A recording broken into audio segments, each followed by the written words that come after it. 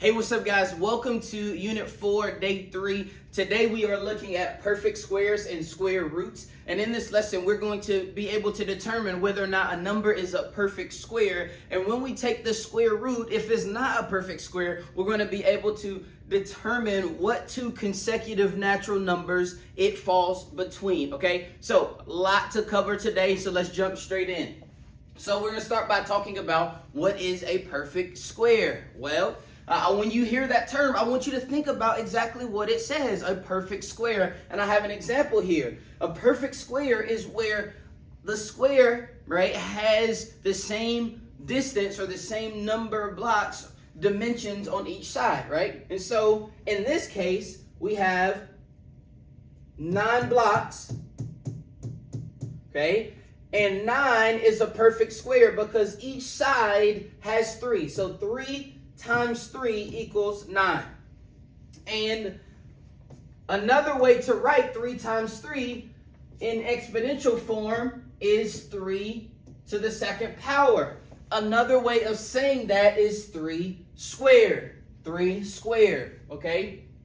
So this proves that, perfect squares are numbers that are, multiplied times itself to get some number. So any number is a perfect square when the same number can be multiplied twice to get that number. Well, since the opposite of squaring is taking the square root, okay, so if I had square, to do the opposite of that, it is this square root. It is what is the number, is the base, or what is the root of that squared, right? And so, therefore, 9, the square root of 9 would then be 3, okay? So, again, this is just a pictorial kind of representation of what we have done here. If I take the square root of, this is 1, 2, 3, 4, 5, 1, 2, 3, 4, 5, right? So that's 25. So this right here is 25. The square root of 25, right? Again, and this is called a radical sign. But when I take the square root of 25, right? I have 5 along the bottom, 5 along the side. The square root of 25 is 5, all right? Because 5 times 5 equals 25, all right? So that is perfect squares, right? So the square root of 196. Now, if you don't know this, there's going to be ones, really 1 through 20. You're going to need to know, okay? But you can always use your decimals calculator if you don't know the multiplication facts off the top of your head, right? So we can do the square root. Square root of 196, and that gives me 14. So the square root of 196 is 14.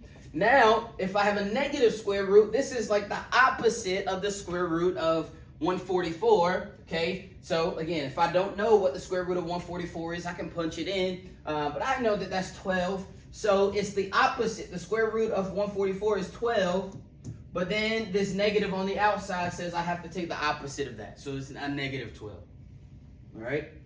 And then, if it doesn't tell you that you have a negative on the outside, we need to understand that square roots can be positive or negative. So the square root of 100 is 10, okay?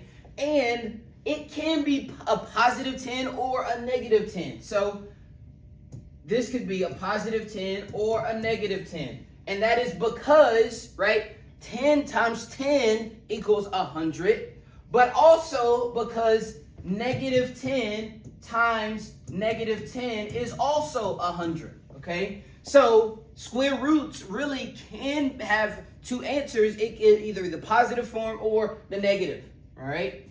And so that is just important for you to understand, all right? Now, let's continue on. So we talked about square roots. And so what I want you to do here is I want you to color all of the perfect squares, any color of your choice. And so I'm going to do the first row just to get us going. And then I'm going to pause the video and you're going to do the rest on your own. All right, so color all the perfect squares. Is the square root of 49 a perfect square? Well, if I put that into my calculator. Just want to show you how to do that. I put the square root symbol, then I type in 49, I get 7. That is a perfect square. If it is a whole number, then it is a perfect square. So I'm going to shade the square root of 49. Then I do the negative square root, or the opposite square root of 16. The square root of 16, if I do that, that's going to give me 4. And that's a negative. Is that a perfect square? Yes, it is. Because negative 4 times negative 4 is going to give me 16. Okay. And then let's look at 24. Well, the square root of 24, it gives me 4.898979. So it gives me this long number here, okay? And so whenever I don't get a whole number, that means it's not a perfect square, okay? So I'm actually not going to color this one. Then do the square root of 4. The square root of 4, when I do that, that's going to give me 2, because 2 times 2 gives me 4. So I'm going to color this one. And then do the square root of 74. Just want you to see this. Square root of 74. When I do the square root of 74, I get 8.602325. And so therefore that is not a perfect square. All right. So before you do this on your own, again, you can use your calculator. When you take the square root, if it gives you a whole number, that means it is a perfect square. If you solve it and it doesn't give you a whole number, then it is not a perfect square. So what I need you to do right now is to pause this video, and I need you to fill in the rest of the chart. If you have any questions as you are doing it, feel free to ask them. But for the rest of the video, I'm not going to finish this. I'm going to move on. And so if I look at your notes and you don't have this completed, that is going to inform me that you didn't follow directions, and pause the video and complete the rest of the assignment like you were instructed to do so. All right. Now, so go ahead and pause it, and then we're going to move on.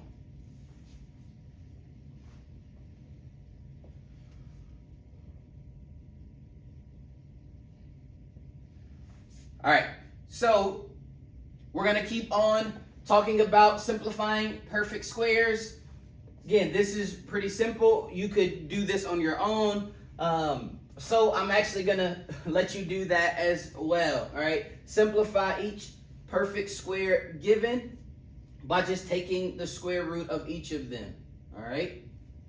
Now, last thing I want to talk about for this video is, well, what if it's not a perfect square? What if it's not in a whole number or a natural number? Then what do you need to do? Well, if it's not a perfect square, then the square root of that number falls between two consecutive whole numbers. That word consecutive just means one after the other. Okay, so consecutive is one after the other. So step one, here are the steps. We're going to determine whether the given number is a perfect square. So in this example, it says the square root of 39. Okay, so square root of 39. Okay, I put in the square root of 39. I get 6.244997, and so on and so forth. Okay, and so I want us to find what two numbers does this fall between. Well, it's 6 point something, so I go to the 6. It falls between 6 and 7. Okay, so I'm going to put a dot there because it falls somewhere between 6 and 7. And because it's 6.2, I know it's closer to the 6 than it is to the 7, right? So 6.2. And so this square root, the square root of 39, falls between 6 and 7. All right. Why are 6 and 7 the two consecutive numbers that it falls between? Is because And so I'm gonna explain that to you now. So if I do the square root of 6, 6 squared equals 36. And 7 squared equals 49. And so here's what I need you to see. The square root of 39 is between 36 and 49. That is why I know it falls between 6 and 7.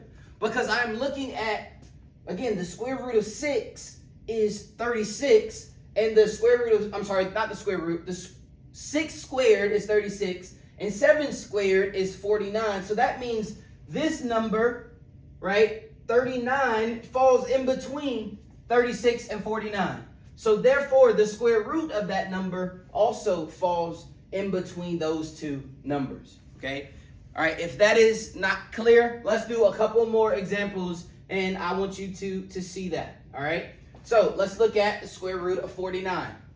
Well, square root of 49 is 7, all right? So let's move on to the square root of 16. So negative square root of 16.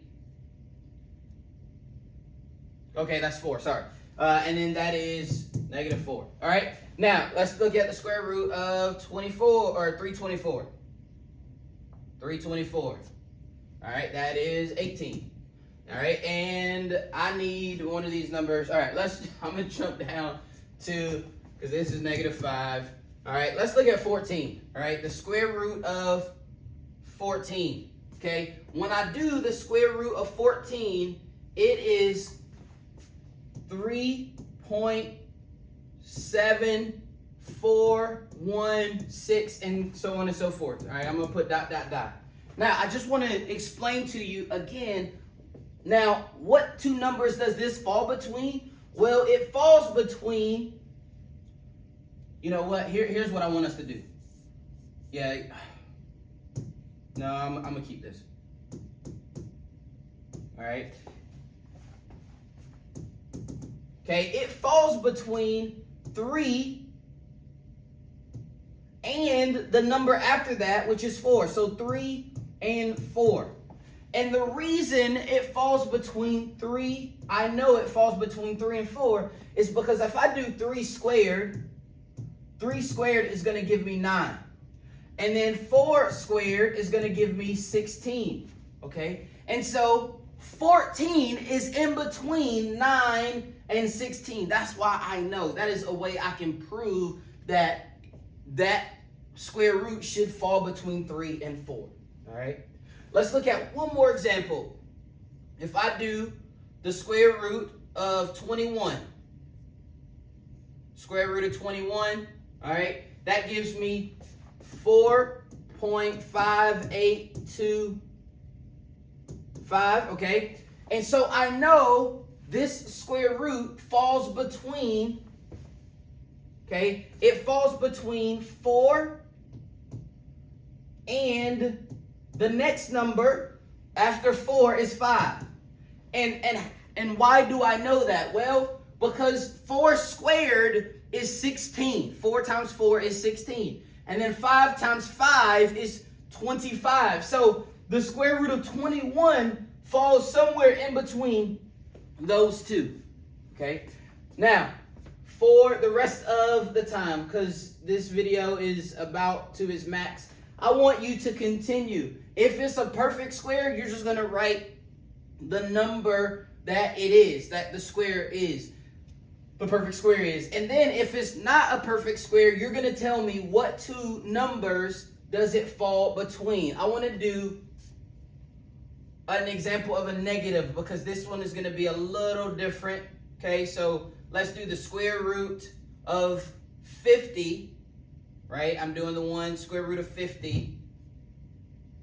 Okay, it is 7.071. Now, but this is a negative.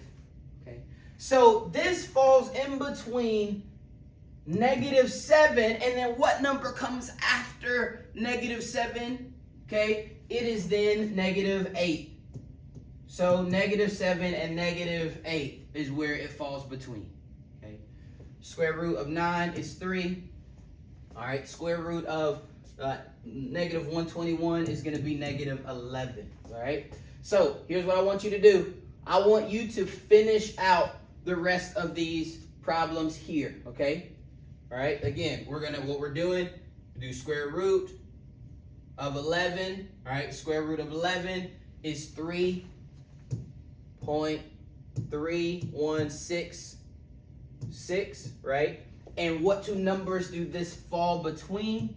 It falls between 3 and 4, right? So again, I'm just looking at that first, the number in front of the decimal. That's the number where it starts, and then the number that follows it, all right? Hey, friends, I hope that helps you, okay? Today we talked about perfect squares and square roots, and when they're non-perfect squares. And so, hey, practice this. Please ask questions. Like the video. Go ahead and comment, and thank you so much for watching. Peace.